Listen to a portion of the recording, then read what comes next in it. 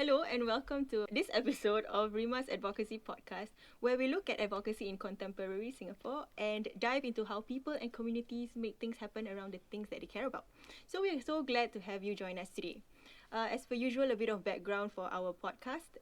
We used to be a webinar series that explored advocacy in different spaces such as, for example, Orang Laut, health, environment, and we spoke to so many advocates and practitioners and academics to find out more about their causes and what they advocate for. And we've gained so many new insights from every single one of them. But now we have shifted to a podcast series, and we are happy to share that actually all these different episodes are available for free on our Spotify and YouTube channel. So today's episode actually came about in lieu of Rima's recently published study, Perceptions of Singaporean Muslim Youths on Online Islamic Content. So we looked at what Muslim youths aged 15 to 35 thought about the general landscape of online Islamic content today. And ultimately, this study found that youths are actually not passive consumers of online Islamic content. They are discerning in their use, and we managed to map out key considerations that they considered when they consumed online Islamic content. So actually in the studio today we have Ustazah Hidayah Azman, an asatizah who is no stranger to online Islamic content, and Hana Batrisyia, who has done research on digital religion in Singapore. And because this topic of digital religion is something that I'm personally invested in, I'm so delighted to be chatting to our guest today, especially because this is from the point of view of a practitioner and a researcher, which is something that we did not cover in our research. So without further ado, let us begin by a bit of introduction. Maybe Ustazah, can you share a little bit more about what you do and your interaction with Islam in the digital space? Okay, Bismillah. Assalamualaikum everyone. Thank you so much for having us on this episode of the podcast. Hopefully we can share like beneficial insights to this conversation. So I'm Ustazah Hidayah. What I do on a day-to-day is that I interact with the community by bridging them to Islamic learning through various spaces and various platforms as well. So I do have a bit of interactions in the offline space as well as the online space altogether lah. So I think being given the opportunity to interact with the community, different segments of the community as well, through various platforms has always been like an eye-opening and humbling journey, because you learn to see what the community needs in general, but you are also needed to learn like to see their lived experiences from their own perspective as well. And I think given that we are currently in the space where a lot of things are very much digital, so I think people are also like trying to navigate between lines which are blurred and just trying to find what does Islam actually teach about navigating these spaces now. Yeah. I see. I see that the role of maybe an asatizah has changed over time, but maybe we can talk more about that later. Inshallah. How about you, Hannah? Okay, so hi everyone. I'm Hannah. Thank you so much again for having us on board this podcast. So currently I just finished my master's with NTRSIS in international relations. Prior to this, I was a sociology undergrad as well with NTU, and in between that gap, I actually took up like a student research stint with RSIS to do research on this digital religion space, because it was still a very young concept back at the time. We took a look at all 10 recognized faiths in Singapore and see their stances on digital religion and how technology has kind of influenced their practices. And then in my own personal research, when I took my dissertation, I wrote specifically on how Islam kind of navigates the TikTok space and how consumers manage their kind of like form their thoughts with what's fed to them through algorithm and what structures are involved in that thought process. So yeah, that's a little bit about what I do. I see. Yeah. I see you mentioned that you did research on digital religion, right? And you said that it is still a young space. What year did you do your research, and do you think it is still a young space? By young, I mean like under-researched. I see. So I did my research, I think should be 2025-ish. 2024 to 2025. That range. So back then, I think it was still under research in a sense where literature is still very theoretical. Like there's concepts, yes, but I think when you apply it to a Southeast Asian landscape, it's still something that requires a lot more study because there's nuances and things that, you know, theories, they shift, you know, how theories are applied to different landscapes. And I think the Southeast Asian region is still under research in that sense. So we need to research more on how digital religion plays a part in, you know, our lives and everything. So I relate to that because when we were doing our study on perceptions of Muslim youths, I think we found it hard to find literature, especially in the Southeast Asian region, regarding digital religion. So I agree that it's a young space, but also maybe it's also because the digital space just evolves very, very rapidly. Correct, yes. So like you said, when you did your research in 2024, 2025, that was around the same time that we did our face-to-face interviews and our surveys. So I think it might be different now. Correct. Like this landscape is very, very different now. And I think we can explore that a bit later. But one question that I want to ask Ustazah Hidayah is, why did you choose to start a page for Islamic Da'wah? Were there needs on the ground that you wanted to address upon starting your journey? Okay. I really don't want to like sound too old or anything. But so basically, part of my background is that I actually studied Usuluddin, Bachelor's of Usuluddin in Quran and Hadith from University of Malaya. So it actually came to the year where I had to do like my research, and that is, you know, part of like the FYP requirements. And that was actually back in like 2017. Yeah, so you can imagine the digital space or like social media is very much different compared to like the space today. Like there wasn't even TikTok at that point in time, right? Yeah, so it was very much different. But basically the research that I did together with my lecturer was to explore how Muslim youths actually understand Quran Hadith in their day-to-day lives and how they actually begin to apply it in their journey. So part of the things that we wanted to find out as well was where were they actually consuming I see. that Okay. you know, knowledge and understanding of the Quran and Hadith. And based on the surveys that we did, we found that, you know, social media was actually the up and rising space where people are actually going towards finding, you know, religious knowledge. So that was like an interesting finding altogether. And personally, I didn't want it to be just something that I learn about, but it comes with, I guess, a lot of responsibility, being an asatizah, right? And I was just asking myself, okay, what can I actually do after I've gathered these findings lah? And then that was where, alhamdulillah, literally January 2018 was the moment where I started a public page, a public account, and it grew from there until today lah, alhamdulillah. I see. So if I could dig a bit more, when you did your research in 2017 on where they were consuming such content, you said they consumed online. Yeah. But what were the spaces that they were using, or what were the platforms they were using? Definitely like the general internet space, but because at that point in time, Instagram was a little bit more concentrated in comparison to Facebook at that point in time. But also like one of the things that I saw, or rather we gathered, was that people are looking for safe spaces where they can actually ask questions without being judged. You know, that was like the perception at that point in time. So they were trying to reach out to various platforms, reaching out to people through a different space, not just offline, not just in a classroom where we do like our traditional learning, right? But to probably present themselves in a manner where it is anonymous. They can interact with an asatizah. But the challenges at that point was that there weren't many asatizahs on the social media space. So it's literally trying to like navigate providing that safe space for the community to ask questions, but at the same time the perception of the community having asatizah on that space. So it's a bit like of a different experience, probably coming from an ustaz going on the online space during that period versus an ustazah going on the online space during that period. I as see. well. When you talk about safe spaces, I'm also thinking that that's a thing that people are still searching now. Do you Definitely. think that there is sufficient safe spaces online, or there can be more? I do acknowledge that today we have a lot of that, a lot of initiatives, a lot of you know, both institutional efforts to actually provide safe space for people, right? But I think it really goes down to how much people actually resonate to those safe spaces, and sometimes people do approach, you know, these circumstances or these places asking if these spaces actually have like a certain agenda behind it, or like they're trying to put out like a certain messaging across, so therefore, you know, forming perceptions of people going into those safe spaces as well. So which is why people constantly love to come from an anonymous space.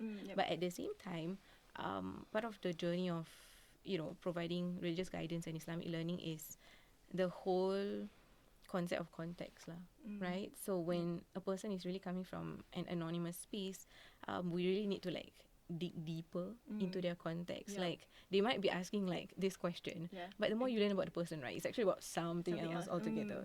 So I think we do have a lot of efforts providing safe spaces, but I think it's the gap where we want to provide that sense of like ability for the community to trust these safe spaces and to get what they are looking for. And I'm also observing a lot more of wanting both worlds.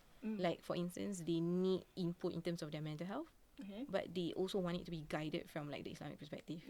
And that is not just in the area of mental health lah, like in the area of climate conversations, in the area of like even going through this AI, you know, era. So we still have a lot more to do, but alhamdulillah for the efforts as well. I see. I don't know whether you know, but it's called I Ask Ustaz. So people send in their questions. They can be anonymous behind a Telegram account. Okay.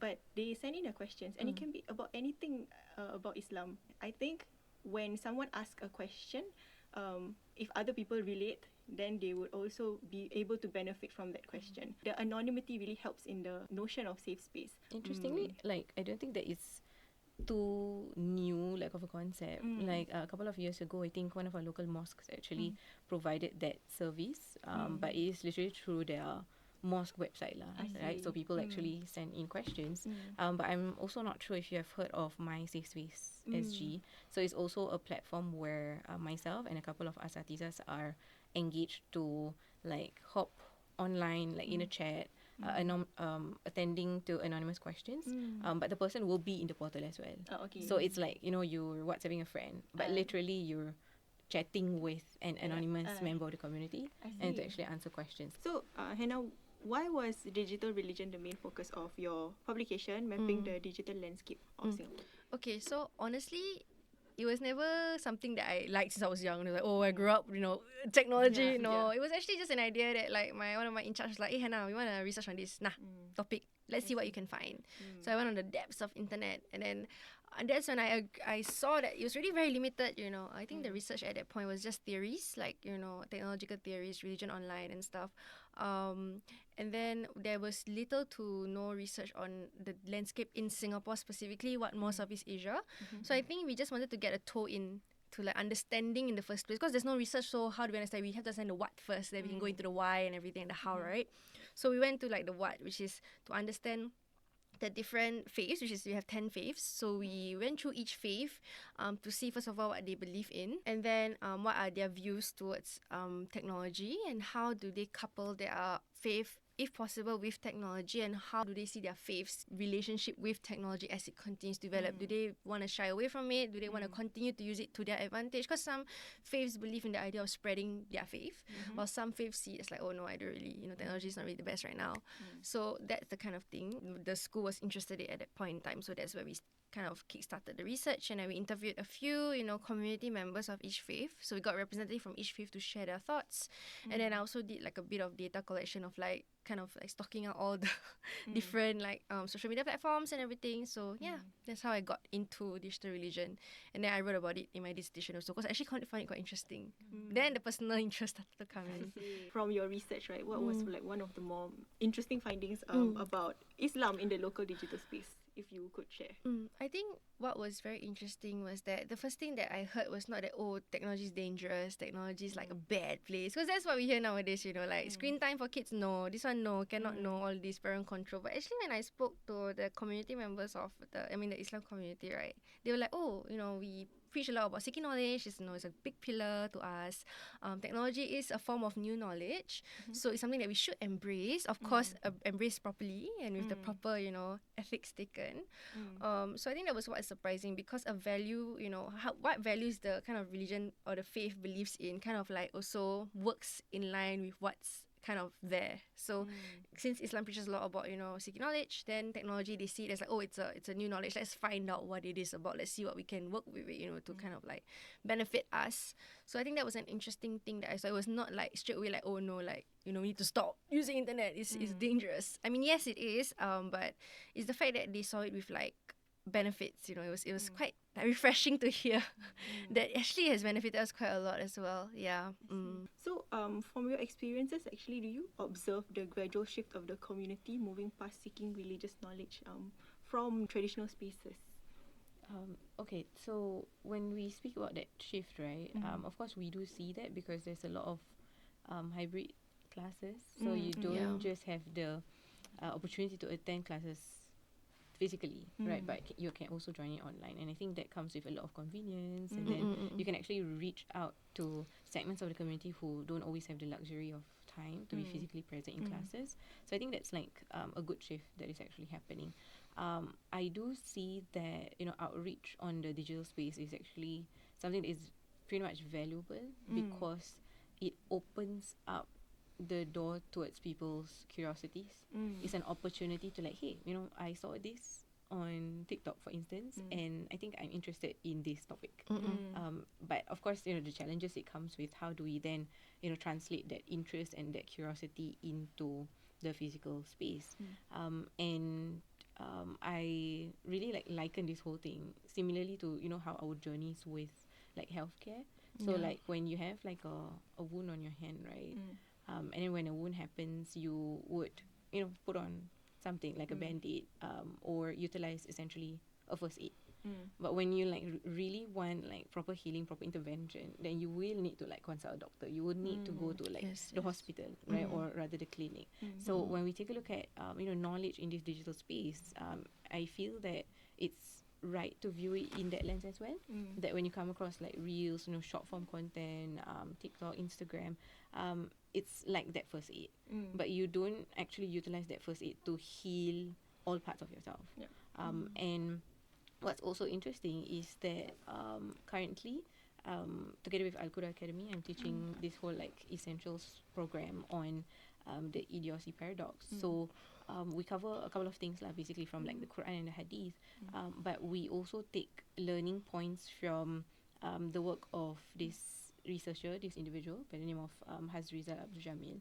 So he discusses about how there is that shift from like the pre-internet era to the digital immigrants, and then to the digital natives, and he came from that like digital immigrant era. So he was able to see life like before the internet and like life after the internet. I think for us it may be a little bit more biased because we are born in the space where there is like tech, there is like internet. So he was sharing about how people of the digital immigrant era, they actually saw the presence of the internet, like you said earlier, a space where people can actually learn more knowledge. Like last time you have to like travel to a space to actually learn from somebody, but now you can literally learn from so many people, from so many platforms, just through the internet. So they saw it as like an opportunity to spread more knowledge of Islam, right, knowledge of righteousness, but based on like the observations in today's times and what the digital natives are actually going through, is that there is an increase in terms of the complexity of seeking knowledge to actually recognize what is credible knowledge, and there's also complexity in terms of how they internalize and understand the knowledge in which that they gain in those spaces as well. So is there a shift? Yes. But I think the challenge is how can we carefully move through and navigate through these moments lah. I see. I think that was also a finding. Not to plug my go for study, it. but it was a finding and a recommendation that we had for youth to actually move from just merely online learning to actually finding teachers who are trusted and credible. And then I think also when you mentioned about the hybrid form of knowledge seeking, I think one thing that came out of COVID is that it exposed us to this very real possibility of what can learning look like. You can be somewhere else in the world and then you're tuning into like a knowledgeable source. I think that is very, very fascinating. I think if there's one thing that I would just like to highlight was that it made faith very accessible. People assume faith as something that's very structured, rigid, scary. But I think with the growth of technology and the growth of these platforms, right, actually religion and faith in itself can come off as not as, I guess, hostile, very exclusive people would think to be. It's actually very accessible, and people can take it at their own pace, you know, as compared to, for example, a system where, you know, it's like school where you must go to school and you must do this. I guess like with the technology, what I do realize when I did my research was that youths, or we do it step by step at our own pace. I think that's what technology and social media allows for us to do, to kind of like take our own time to understand faith. I mean, when you say about accessibility, I also think about how now we have the agency to choose what we want to learn. Correct. Do you think that that is necessary to learn like the basics before like you endeavour into things that you might be more interested in? Of course, it's really important to approach it like in a balanced manner. Like we need to be clear in terms of what are things that I actually do not know, right? In terms of like the foundations of, for instance, Islam. But there's always an encouragement to also start from a point of interest. Because, you know, if it's not balanced, right, then like what Hannah mentioned earlier, sometimes it can be like too structured, and I feel like I'm just forcing myself learning something, and I need to go to school. So a balance of both is really important, because on one hand, you learn from a place of interest because it keeps you going and the curiosity is there. And curiosity is really one of like the foundations of seeking knowledge. But on the other hand, why do we also want to go like through our traditional spaces, right, with a teacher, learning from our peers, and like in a more formal or structured manner, is to ensure that we learn what we have to know as well. Because if I just come purely from a place of interest, I learn what I know, but unnecessarily what I want to know is what I have to know. So balance is really important. I see. So Hannah, as a consumer yourself, right, of online Islamic content, and also as a researcher, can you describe a bit of the landscape of Singapore's online da'wah, I guess, across different platforms maybe? So when I was doing my research, I was looking through for my dissertation, I did about TikTok, specifically about Islam. But then when I was with RSIS, on that paper that I wrote together with my team, was that we wrote about, in general, like their social media presence, their website, and how interface like friendly for those who can come on. But I think for social media for Islam, I think I can say more about TikTok, is that it's very diverse, very widespread. It can go from like this topic to this topic to this topic to this topic. So it can get quite a lot to take in. So I think when it comes to navigating content online, we do have to be very careful in what we choose to watch. And again, I think what's very important is that there has to be some level of critical thinking and framing. There has to be importance of epistemic framing also. But whether that content that you receive, right, whether it's inherently true, whether you know there's evidence in it, or whether it's scoped in a way where it's emotion first, you know, because there's so many ways to go about it. So the idea of, you know, faith and technology is just so wide. There's so many ways you can go about it actually. But that is the nature of online content, right? Yeah. It is supposed to be cluttered just because there's so many users and also people who produce content. So if I could add on also, right, I think also when there's something called algorithm also, so like the individual also has to understand that what is catered to them is not just random. Over time, it's something that's curated for you, and there has to be a point where you have to stay and be like, hey, this algorithm is not good.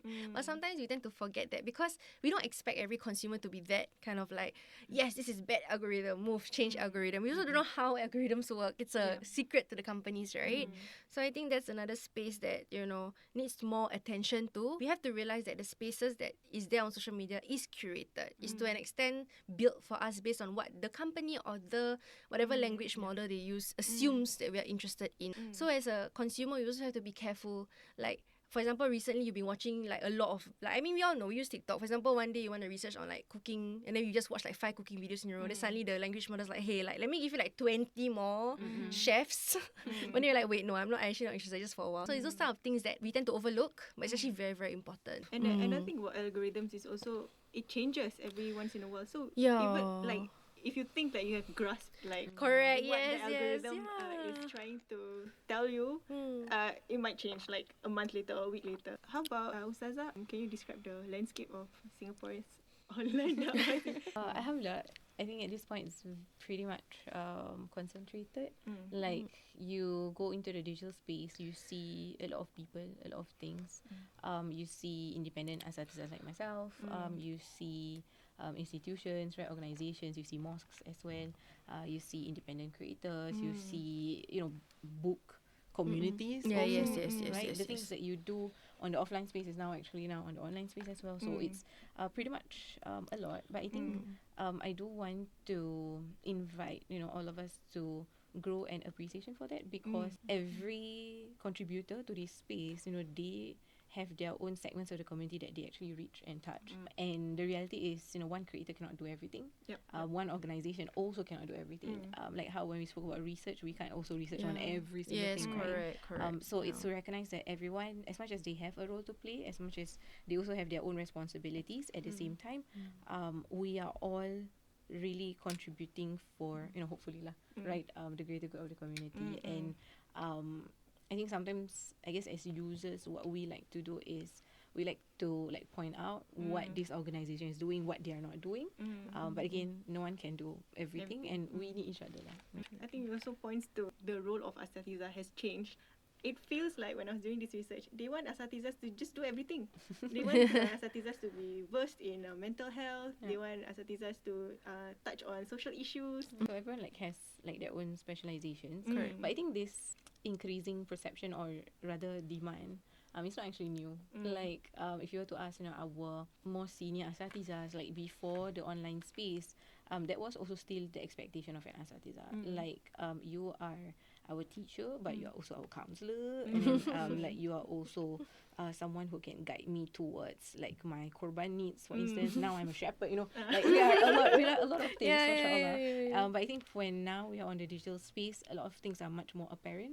So which is why we really see more of that. And I think like from an asatizah point of view, like we are required to like have this sense of balance within ourselves. Like it is a responsibility, but also like to tackle like the demands on the ground is also like another thing. So I think it's also equally important to acknowledge moments where something does not come from what we are like learned in, but not to like belittle ourselves, but to recognize that different people again have their own expertise, and we are constantly complementing each other lah. Yeah, then now the digital space, like now you have to be content creator pula, Yes, content on creator top of pula. a shepherd. Mashallah.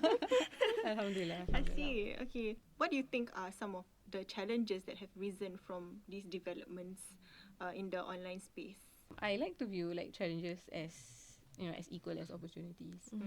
We are seeing more people asking deeper questions than just what is the ruling of this, right? It's how do I actually apply in my life? Now I'm going through this. So it's becoming much more complex.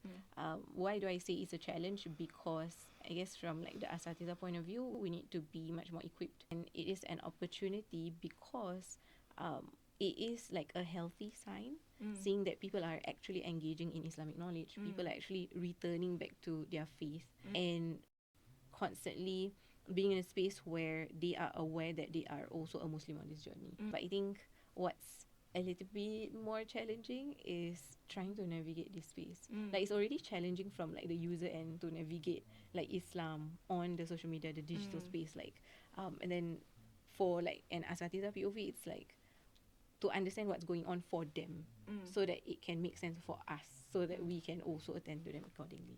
Any thoughts from a consumer point of view? When it comes to social media, I think the challenges is that being able to discern whether you're able to accept the answer that you can get. For example, like yes, you go on social media to seek some form of advice or answer for any of your challenges or queries that you have for yourself. And then what if the answer is not what you like? Social media is so wide and broad where one way or another you can kind of find a way to find an answer that you actually want to know. When it comes to social media and faith, there is that fine line between that.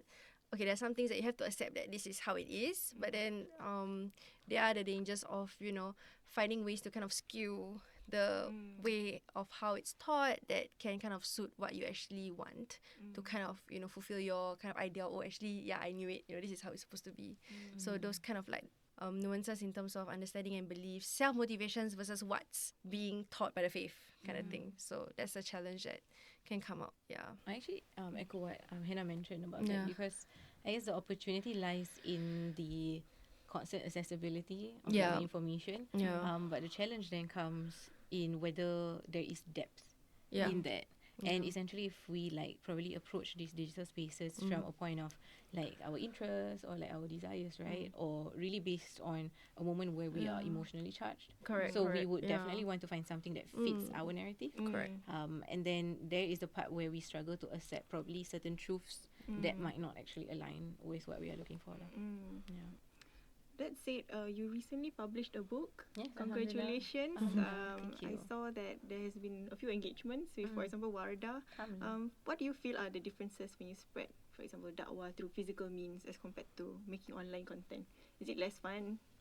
Like, what would you say? This might be like a biased answer because I'm a reader. I see. Like I'm a bookworm myself. So if you ask me to choose between like the digital space or like books, right?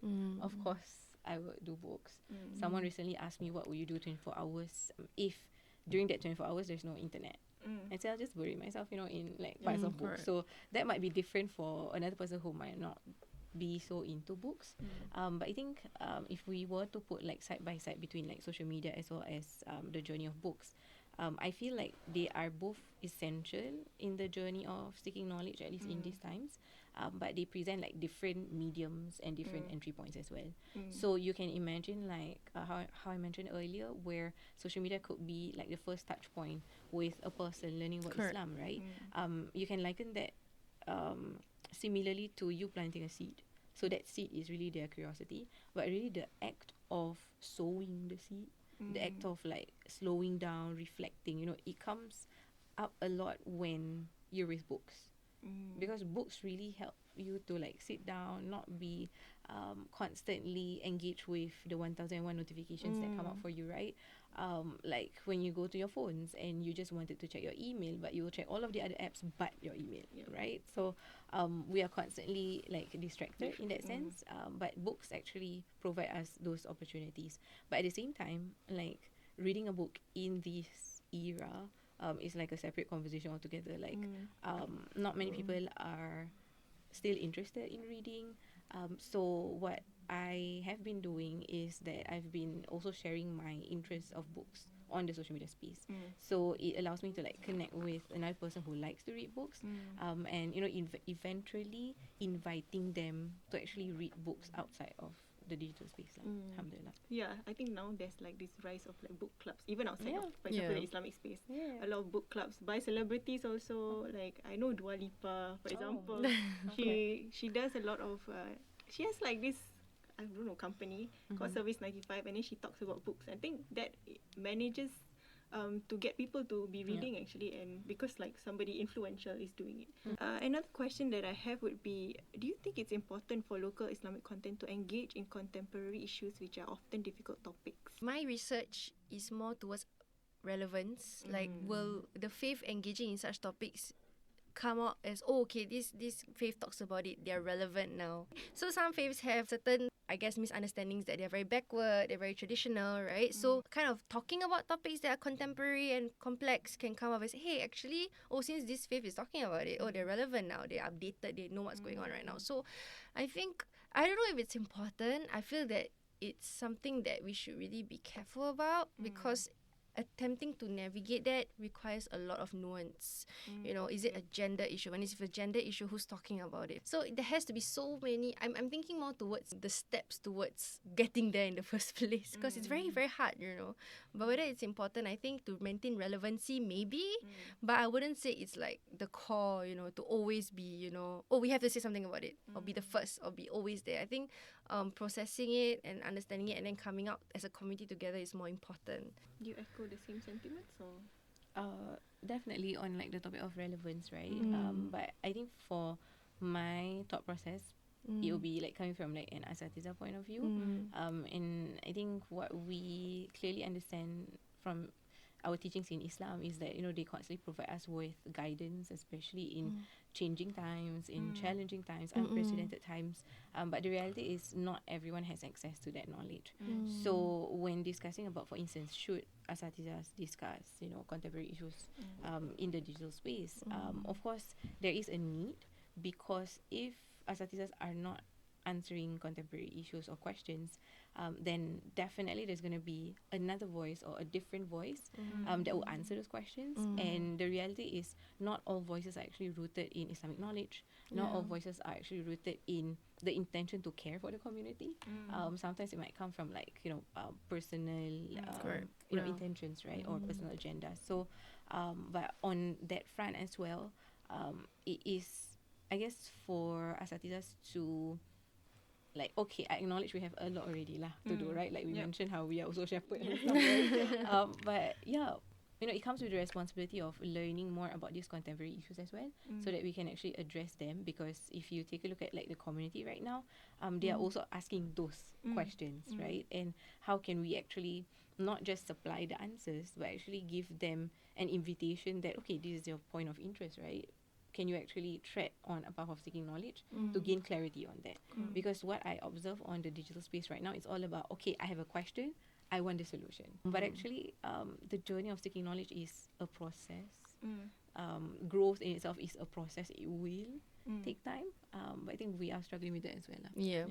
From the study that we did, youth wants to reconcile their faith with whatever that's happening in the world. So even if, for example, whatever they see online, right, they also still want contextual relevance. They still want to know, how do I navigate this, or how should I think about this in the Singaporean context, which I think is a good thing actually, because at least like they're turning to their faith and they want answers. And also, I feel like there are also some asatizahs or content creators, for example, that if there's a question, then they will provide like two different perspectives from two different, for example, sources, and then they let the audience think for themselves. I think that's a very good way to actually like promote critical thinking. But some people might, or some audiences might not be comfortable with that, because they want to know, they want the answer, they want a yes or no, they don't want any grey areas. But sometimes things are grey. There has been discourse on whether Islamic content creators should be certified with ARS or Asatizah Recognition Scheme. Do you have any thoughts on this? I would like to first preface that the best person to answer this question would be people from like the ARB lah, right? Asatizah Recognition Board. But I guess I'm here to just share my like thoughts on it. I think it's like really important to like differentiate between these two things. One, certification, right? And then another one would be like relatability, like coming from the perspective of the audience. Because I think we also do not want to like discourage people from sharing good information, sharing about the religion. And like if you take a look at like the concepts from the Quran, one of the highlights of our nation is that we are commanded to al-amr bil ma'ruf wa nahi anil munkar, meaning to enjoin good and forbid evil. So that is not just upon the asatizahs, it's actually upon every single one of us, right? Constantly inviting people towards goodness, and preventing more harm to actually happen in the spaces. So when we speak about like certifications, right, and having a sense of credibility, I think like how Hannah mentioned about the ability to discern is really important, because I want to discern if at this moment am I just getting a means of motivation for the struggles that I have in my life, or am I actually looking for religious guidance in a certain ruling of like a matter. So people can continue to like share their own personal reflections, right, reminders with each other, and it needs to be continuous, I feel, right? And to also empower other people that, oh, okay, if this particular, for instance, content creator, not an ustazah, but they can actually be well versed in their faith, then it means that other people can actually do the same, right? Other people can be well versed in their faith as well. So there's I guess you will continue to be dependent on, for instance, our asatizahs for religious guidance, but that dependence is not to the point where it paralyzes us that I cannot make my own decision, and like I cannot discern whether this matter is correct or falsehood lah. So of course, to answer would be somebody from the ARB, but I personally feel that it shouldn't be something that limits people from actually sharing the goodness of Islam. I think also to build on that, we found that actually people build credibility if they don't have ARS. They will be affiliated with, for example, an asatizah. So they can be sharing Islamic content. People also trust them because they are, for example, affiliated with an ustaz or an organisation that does macam Islamic content or like Islamic services also. I like how you mentioned trust. Because trust is a very human thing. It's not generated like from something that is digital. It's really like a human interaction altogether. Yes, trust comes from like the credibility of the asatizah. For instance, this ustazah, she learned here, she has an ARS, this and that. But trust is also built through human connection, through humility, through the ability to actually sit with moments where it is very much uncomfortable, but we just want to find truth based on what people are actually going through.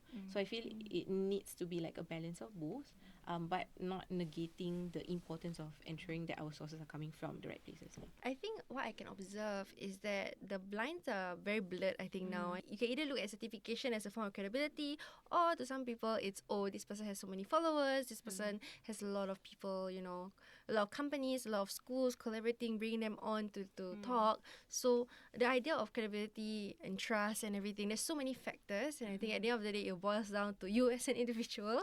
What you choose or what you believe is something that is credible for you. And, you know, doing your due diligence in that, I think that's important. Because, again, technology brings in so many other factors that affects, you know, what you think is something that's credible or legitimate.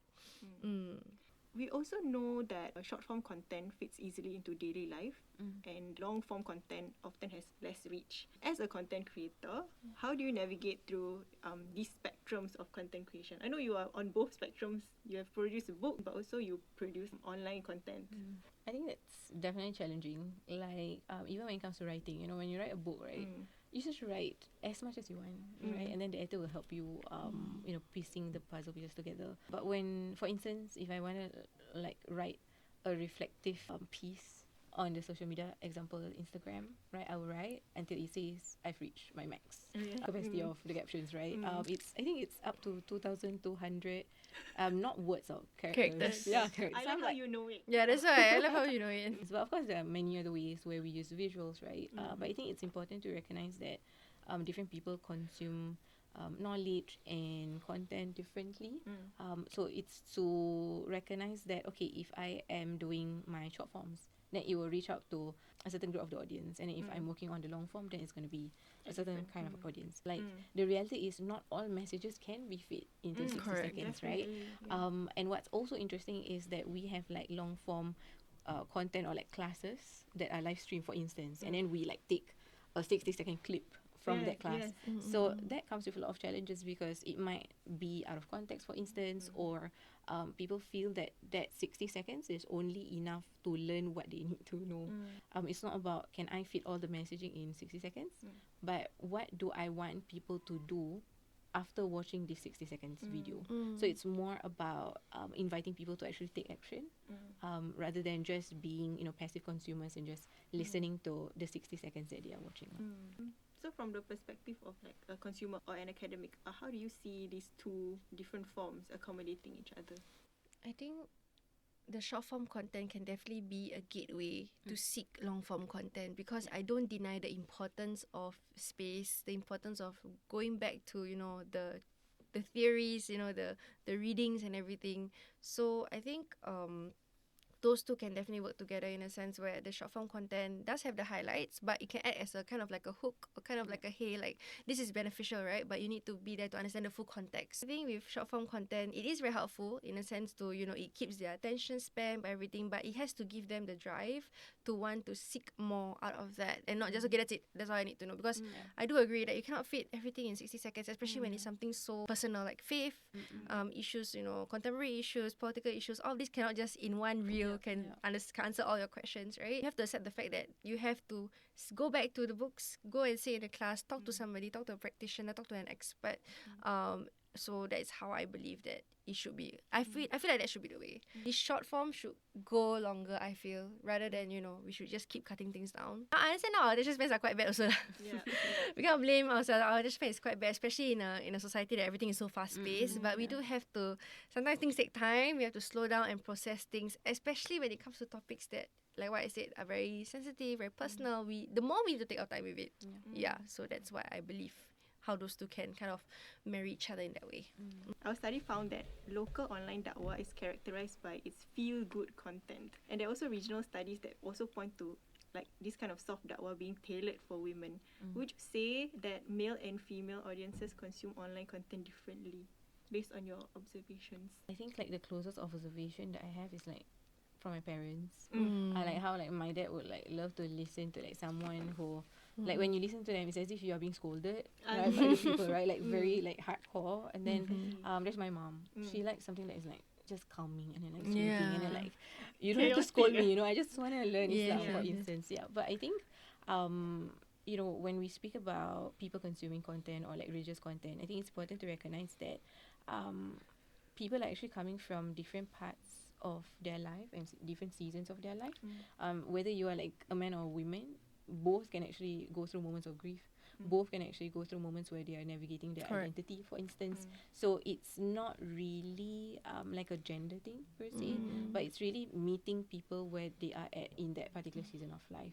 But of course, we do acknowledge that perhaps, you know, for consumers who are women, right, perhaps things which are much more emotionally tailored, right, provide us with emotional cushioning would be much more appealing.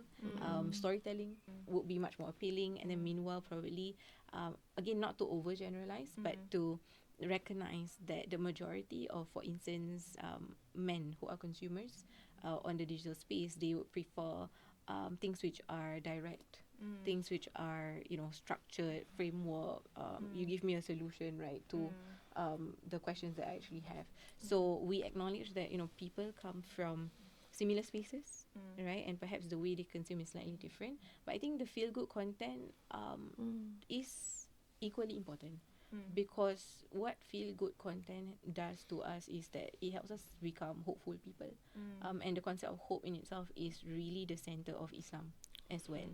To constantly provide hope, to tell you that there will always be proactive steps that you can take and that you are not in a space where you are helpless or you're hopeless in that sense. So, but what is equally important is to acknowledge that feel-good content must also come together with knowledge that helps you to think critically, that helps you discern, that helps you to, again, learn what you need to know beyond what you want to know lah.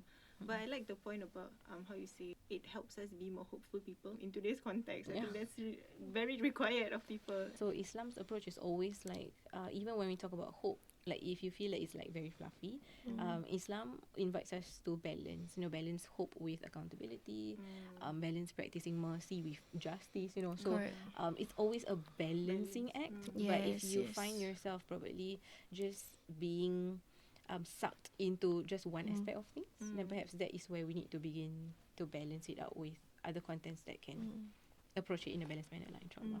I think I do agree with what Ustazah said, in a sense where there are preferences, but it's not just tied to gender. There's many, you know, socioeconomic backgrounds, where you went to school and stuff like that, how you were educated also affects how you prefer to be educated, visual learners, stuff like that. But I think to touch on that feel-good content, it is kind of important as well. Like we shouldn't just completely see it as too fluffy. I think to some that really appreciate it, they see it as something that is the last bit of hope as well. Actually, if they feel out of touch with their faith, maybe this content could be their, you know, low-hanging fruit for them to kind of hang on lah.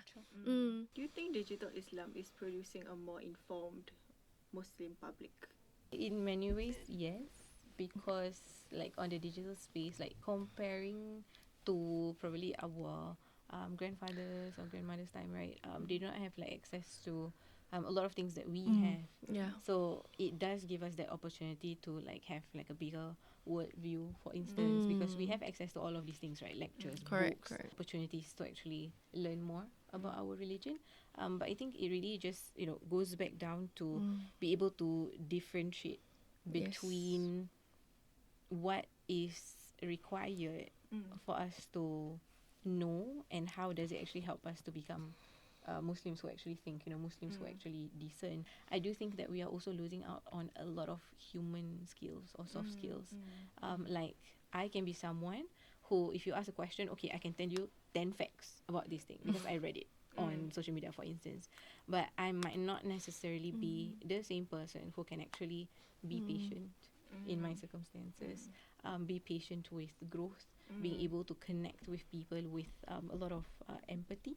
So while there is an influx or rather increase of access towards like knowledge and information, but that human skill that is essentially innate lah in us, right, is actually decreasing, and we're not, I guess, maximizing all of these skills for our own benefit lah. I would say we are more aware. Yes, I feel like we're very aware now. We can for example, like things that are happening in the world now. What is happening here now? Then you can just understand it in like 5 seconds, right? But I think informed is a very tricky way, because with a lot of information, there can be a lot of misinformation, disinformation. So that's the things that I also uncovered when I was doing my research, is that with all this information, right, what is the truth? Whether this information, even if it's like for example, like 80% information and there's 20% wrong facts, right? That 20% can be like what that viewer is like, yes, I knew it. That's you know what I mean? So that's the part where I feel that, again, I agree, like it needs to come back. And I think the humanness, I do agree, we are starting to not be as patient with learning. I think like what you said, I think from one thing that I learned today is that learning takes a lot of time, really, and it's forever. That's why Singapore also say what lifelong learning. What it's an actual thing, It's a thing in Islam. Yeah, it's a thing in Islam also. Like learning just never dies. It dies with you. Even if you like your books and everything, history is all there. So I think we have to again accept the truth that learning is a process. It's not like a vending machine where you're like, okay, here, okay, okay, go back. This whole thing called akhlaq. I mean, like now there's a lot of conversations about who is right, like which sides are we actually taking. But part of that humanness is how we actually carry ourselves. Like it's easy to, for instance, look at like the comments that come up for certain postings, for instance, and then you understand, like that this person is trying to say a good thing, that this person is trying to like advise one another, but perhaps the way in which that we do it is not the most merciful manner.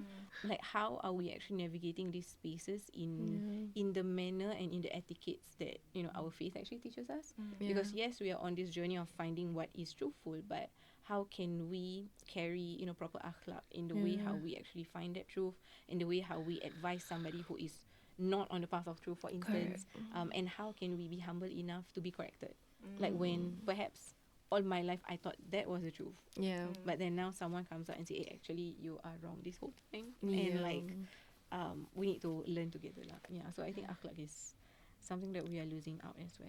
As a content creator, right, how do you see artificial intelligence transforming the way you create content? Okay, at this point at least, it changes, I guess, more of the workflow, but the responsibility still remains the same. Correct. Like I am responsible as not just a content creator, but as an ustazah, right, in creating content, in sharing more about Islam and more about our faith. And I think we do acknowledge that AI is a very much useful tool. Like for instance, as a content creator, you have like your whole dashboard, and then it provides you with a data of how your content is performing, and then how people are interacting with your content. So all of these things are perhaps made easy, and it's much more convenient because like I don't have to like do on the ground surveys to like ask whether my content is effective, right? Because everything is done out by the AI. But I think at the same time, I also recognize that the heart of da'wah in itself, right, the heart of the preaching, it does not change. Like it remains the same. Like it cannot be outsourced. Like it cannot be replaced, for instance, by AI, because like for instance, when we talk about tadabbur, right, reflection upon the Quran, that is not something that can actually be generated by like AI, at least lah in 2026. Or maybe scholarly consultation, right, understanding context. So perhaps you can say technology can understand my context if I feed them the right prompts and the right things that they need to know. But then there's no portion of appreciation for the context. That sense of appreciation, you can actually get it from another human if you actually talk with them and consult with them. If there's not enough context being prompted, then perhaps we might just be looking at the information that we receive from the AI from just one perspective. But another thing that I also notice is that I guess with AI, it creates more opportunities for you to have more time for other things. But I think the way how we utilize the extra time is crucial as well. Like, do we just rely on AI so that we have more time to just lie down and like, you know, do what we want, or can we actually use that extra time to learn more human skills, right? To brush up on our critical thinking, to actually read things which can actually benefit our understanding in that manner. But I also want to highlight about how there is a impact or like consequence behind every action, and as much as we are, you know, slowly growing to rely on AI, I think we are not very much aware on the cost or the price of AI. Like, it's easy, but it costs us a lot of things, and one of the things that it's costing us is also our earth, the environment in which that we are in, because AI requires data centers, and data centers get heated up very easily, and they constantly need water to cool them down. It uses a lot of energy as well, and we are actually literally trading sources of the earth with like AI or these data centers. So again, I'm not coming from a point of, okay, we should use AI or we shouldn't use AI, but can we be more discerning in our choices? And if there are really certain things that we can do to utilize the mind that Allah SWT has given us, I think that will always be the best lah, inshallah. Recently I saw on my friend's story, she was like, oh yeah, I was asking advice from like ChatGPT or something like that, and then after that she kind of reflected on it. She was like, oh, it is helpful, but it also loses the barakah in like asking somebody else or like a trusted adult. So I thought that was like a very intentional way of maybe approaching how you use AI. So as a consumer, right, or as a researcher, how do you see AI transforming the way people consume content? I think at the tail end of my research with RSIS, right, there was actually a bit of kind of like touch and go with AI, because at that point, right, it reached a point where AI was like in the form of like religious like deities. You know how like you can ask AI like ChatGPT, but it's in the form of like a figure, like a very prominent figure in the faith. So to me, it got me thinking like, where is this going? But I'm quite hesitant, you know, when you replace faith with something that's machine learned. I think inherently, like what you said, I think, you know, that humanness, you know, the whole idea of, you know, talking to people and the heart is being replaced by code. So I think AI in terms of productivity, people boast about it and everything, but I think I'm of the stance where, again, like what you said, every choice you make has consequences, and I do see the consequences, and I do reflect upon myself, like, is this where I want to see my faith going down the line, you know, with AI? What if suddenly, like, you know, like, wallahu alam, like, what if suddenly they make AI of a prophet? Oh my god, I'm quite scared. So AI is something that we also don't know. It's a very grey area. It's something that's developing so rapidly. It's so fast. I feel like we talk about it now, right? When this podcast is published, right, at least 3 other AIs will come up. At the end of the day, we can agree that AI is something that is costing us a lot. It boils back down to that human connection. Like, for example, I think you brought up the whole like asking your friend for advice. I think someone posted on their Instagram also like, oh, you ask AI for a baking recipe. Why don't you ask that friend that you've never talked to in years who loved baking? So I'm like thinking like, hey, actually, yeah, you know, like, I think it has transformed us to rely more on technology, but at the end of the day, in essence, we are humans. We do have to seek advice and support from other humans as well. Yeah. I'm of the view that it is inevitable, just because of how much AI is being, for lack of a better term, shoved into our faces. Because of this inevitability, right, there are AI chatbots that are also like in the realm of Islam. So like things like, for example, Usul AI, it is used to seek religious rulings as well. So how do you see technology shaping the ways people engage and consume religious content in the face of AI? I stand by what we have discussed so far, acknowledging that AI is in fact a tool. So really utilizing it with a lot of like mindfulness and awareness that it's a tool. With the presence of like AI and tech, it's also like changing the expectations of like the community or the people, because you get instant answers, right? Immediate responses. So I think this expectation of getting immediate answers, getting immediate attention, right, is really shifting the way people are, you know, approaching religious knowledge and religious content into this time. But we also want to acknowledge that part of the learning, or rather faith, is not just about getting answers. Part of the journey of faith, it requires companionship. It requires interaction. It requires patience, lived experiences. But one thing that is also equally interesting is that we don't notice that it is also bleeding into our relationship with God. We struggle to accept God's, for instance, delay in answering our dua, because we are so used to AI giving us instantly, Yeah. right? In today's space and time, there's a lot of validation culture as well. Sometimes if you want validation, you can also ask, ChatGPT. That becomes difficult because I'm getting this instant validation, like from the people, from the internet, from AI, for instance, and then it slowly lessens my need for God's validation as like a believer or as like a Muslim. So I guess these are some of the things that we are also not seeing what is actually happening in our spaces as well. That the way we perceive the world, we perceive it through the lens of how AI sees it, and the way we perceive our relationship with God, we see it through how AI does it as well. So definitely a challenge that we are still navigating. It makes me wonder as well, like, where is I in the process of this, Like when you seek advice from AI, or when you seek even reassurance from AI, right? Where is the humanness in all of this? We are still important as an individual, and it shouldn't be blurred lah. But yeah, so I definitely do agree with what Ustazah shared just now. What is next for you in the digital religion space? InsyaAllah PhD. Doakan, I mean the space right now with AI has been tough, but don't rush for that. InsyaAllah, I will keep learning and actually reading, and learning from scholars in the space already. But most of the prominent scholars are from the West, so reading that and then trying to see how I can kind of create their understanding in Southeast Asia. I think that's where my passion lies right now. So really, currently right now, I'm just kind of beefing up my research proposal. Any professors that are interested, please. So yeah, just right now, just really continuing research, inshallah, just furthering my education as much as I can. So that's where my journey with digital religion is, just continuing that. Yeah.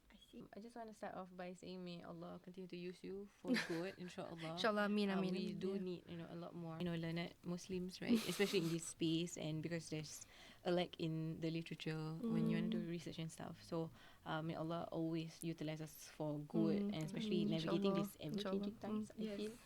For myself, I guess the work still continues. Not that I have plans to become a shepherd or anything, but maybe Allah, who knows, right? Oh my goodness. But hopefully just continuing. I guess with a lot of this, research, like from both ends, right? Your end and also Rima's end. One thing that has been on my mind as of recent is, I guess, more of that sense of responsibility towards the community. What more can we do? How can we, present more depth in the things that we do and interact with people on the online space, to continue to do the bridging of both, faith and like psychology, climate science and stuff. But what I am most hopeful towards moving forward is continuously writing lah. Writing both like articles on the online space, but also writing publications for the offline. Inshallah. If you're interested in writing, we have a Karyawan, publication called Karyawan, correct? We are always looking for writers, so reach out if you are interested. Inshallah. So my last question is, how do you want the future of Islamic digital content to look like in Singapore?